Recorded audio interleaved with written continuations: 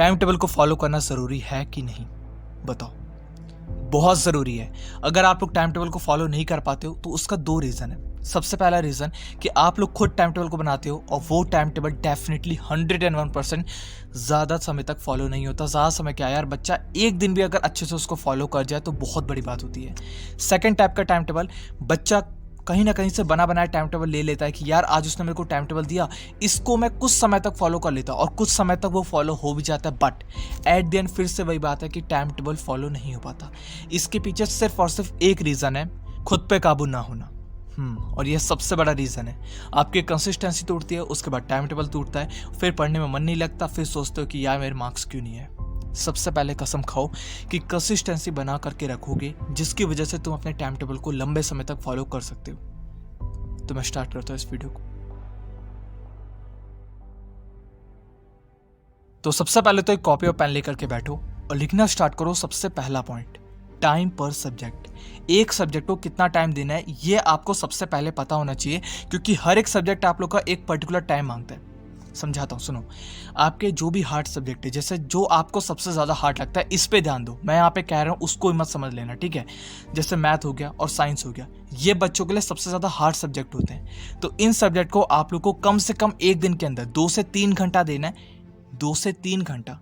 और जो आप लोग की इजी सब्जेक्ट है, जैसे एसएसटी हो गया, इंग्लिश हो गया, हिंदी हो गया, जिनको आप लोग आराम से निपटा देते हो, इनको आपको छोड़ना नहीं है, बिल्कुल नहीं छोड़ना।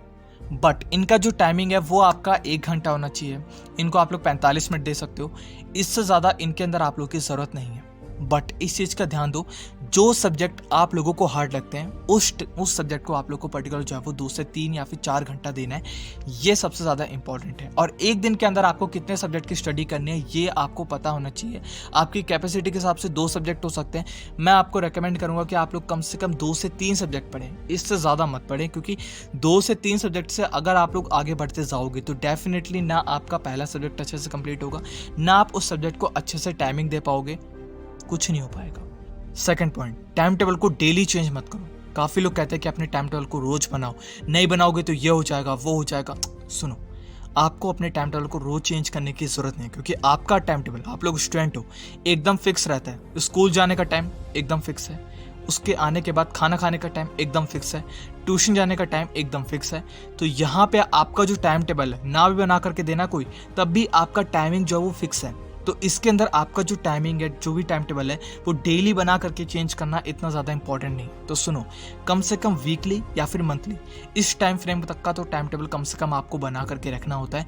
मैं आपको एक बना बनाया टाइम टेबल दे देता हूँ, इसको आप लोग फॉलो भी कर सकते हो और इसको एक तरीके से आप लोग बैकअप भी ले सकते हो कि हाँ यार इतने टाइम तक, इतने तक मैं अपना जो है अपना टाइम टेबल को जो है वो फॉलो कर सकता हूँ। सुनो, सुबह 5:30 बजे आप लोग को उठ जाना है, इसके पहले नहीं और इसके बाद नहीं।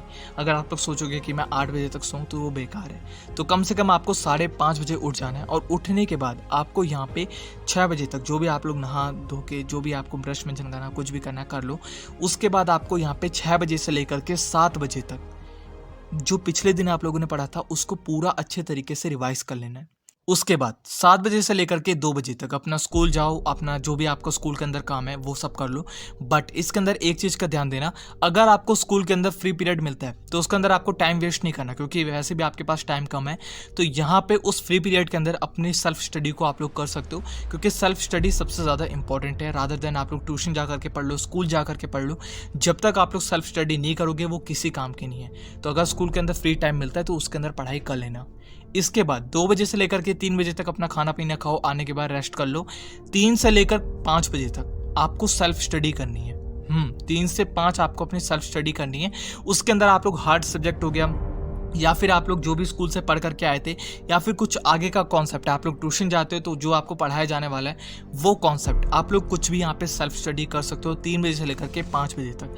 अब मैं मान के चलता हूँ कि आपका 5 से लेकर के यहाँ पे 7 बजे तक का ट्यूशन है, या फिर नहीं है तो आप लोग 5 से लेकर के 6 बजे तक आराम से खेलो।